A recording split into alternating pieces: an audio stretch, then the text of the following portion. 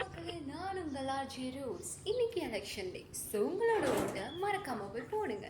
இந்த வருஷம் new voters இருப்பீங்க. ஸோ உங்களுக்கான பாடல் இதோ. 10 நிமிஷத்துல வந்துடும்பா. அப்பா இந்த தாமரை கிட்ட வந்துட்டேன். அப்பா நான் சொல்றா, நீ ஓட்டு போட போறியாப்பா? நான் எது தொல்லை பண்ணிட்டே இருக்கிறேன். இந்த ஒரு ஓட்டு போடலாம் என்னடா எனக்கு வேலை இருக்கு போட்டுக்கலாம். சரி அப்பா அம்மா சாவுக்கு 2 லட்சம் பேர் காணும். அதை நீங்களும் ஒருத்தருக்கிறத